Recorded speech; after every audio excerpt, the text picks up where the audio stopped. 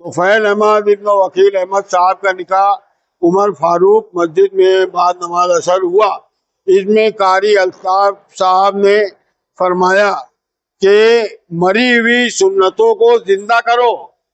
आज निकाह की सुन्नत जो है तो बिल्कुल मुर्दा हो गई है, यानी जहेज निकाह में ना लिया जाए ना दिया जाए, ये सुन्नत जिंदा करो। आज इसकी जरूरत है। अल्हम्दुलिल्लाह तुफैल साहब का जो है तो निकाह इसी बुनियाद पर हुआ है और आज इसकी जरूरत है, क्योंकि निकाह दो चीजों से महंगा हो गया है। एक तो लड़की वाले के वहां पर बारात ले जाकर दावते ताम का जो बोझ डालते हैं, उसकी वजह से निकाह महंगा हो गया। दूसरा जो है तो जहेज की वजह से निकाह महंगा हो गया है। मैं इस मौके पर खानवादा शाबान काजी वालों को बहुत बहुत मुबारकबाद पेश करूंगा कि उन्होंने सुन्नत के मुताबिक बगैर जहेज का निकाह करके एक मिसाल कायम की है। अल्हम्दुलिल्लाह अब मालेगांव में एक माहौल बनते जा रहा है। बगैर जहेज का निकाह बहुत सारे हो रहे हैं जिसकी हमको इत्तला भी नहीं होती। अभी ये 2 महीनों में बहुत सारे निकाह हुए, मगर हम ना उन तक पहुंच सके, ना अखबारों में रिपोर्ट दे सके। ये मालेगांव में अल्लाह का बड़ा फजल करम और एहसान है। ये वक्तों की ज़रूरत है।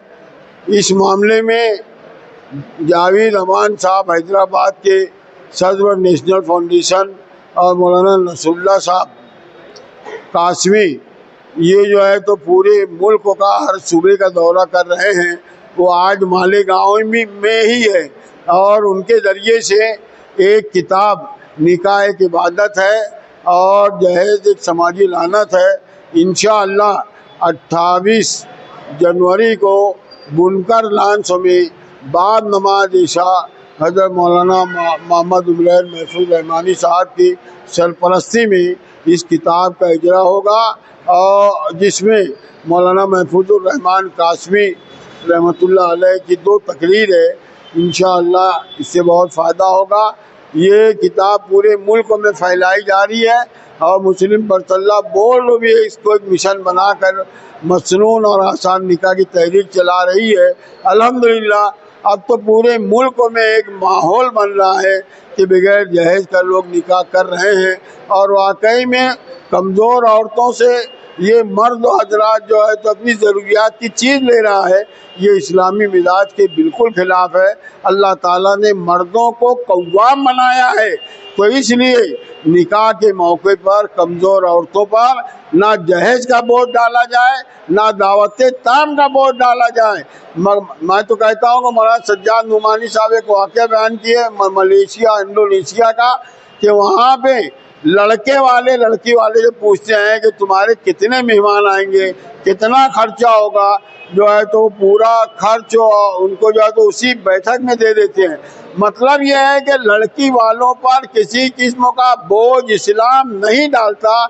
ये है सुन्नत, इसको जिंदा करना चाहिए।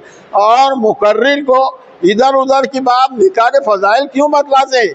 वो तो साफा बांध के बैठे हुआ है निकाह के फजाइल सुनकर, और तुम जो है तो निकाह के 20-25 मिनट की तकरीर होती है, उसमें तुम सोने का तरीका और निकाह के फजाइल बतला रहे। बल्कि बगैर जहेज का निकाह किया उसकी हौसला अफजाई करो ना, तुम्हारी हलक से ये जुमला निकालो ना कि ये नौजवान जो है तो बगैर जहेज का निकाह किया है। ऐसे पूरी कौम के नौजवानों को जो है तो करना चाहिए। आज जो है तो 50 निकाह होते हैं, तो एक निकाह ऐसे गैरतमंद नौजवान लड़के का होता है तो उसकी हौसला अफजाई करे। मैं ये वीडियो इसीलिए बनाता हूँ ताकि बेगैरतों के सामने मालूम पड़े कि मालेगांव में ऐसे खुददार नौजवान हैं जो जब शादी करते हैं तो बगैर जहेज का करते हैं। तो है मुकर्रिरों, निकाह की मजलिस में जहेज के ताल्लुक से बात करो, फजूल खर्चे ख़त्म करो और जो है तो लड़के वाले लड़की वाले के वहाँ पे दावत ताम का बोझ ना डाले, ये सब पर वो बात करो ना। ये क्या निकाह के जो है तो फजाइल बता रहे? अबे निकाह के फजाइल सुन के साफा बांध के वो जो है तो दूल्हा बन के आके बैठा हुआ है, वक्त को क्यों जाया कर रहे। जहेज के बारे में बोलो, फजूल खर्ची के बारे में बोलो। अल्लाह तबारक व तआला ये जो निकाह हुआ इसमें खूब खैर व बरकत अता फरमाए। तरगीबी प्रोग्राम करने के लिए अगर आपसे कोई रब्ता करना चाहे तो कैसे करें? तरगीबी प्रोग्राम के लिए अगर आपसे कोई रब्ता करना चाहे तो उसकी क्या शर्त? आएंगे ना, उनसे जाएंगे, उनको बोलेंगे, बताएंगे, सुन्नत का तरीका बतलाएंगे कि सुन्नत तरीका जहेज में शादी ब्याह में ये है। लोग कहते हैं कि शादी सुन्नत के मुताबिक करो, मगर ये साफ साफ बोलो ना कि सुन्नत तरीका क्या है। सुन्नत तरीका ये है कि बगैर जहेज के निकाह करना और लड़की वाले के वहाँ बारात ले जाकर दावत ताम का बोझ नहीं डालना, फजूल खर्ची के बगैर करना, यह सुन्नत तरीका है। यही 3 चीजों पे अमल करो। दूसरी बातें और वाकयात बताना बंद करो, जो काम की बातें हैं वो बतलाओ।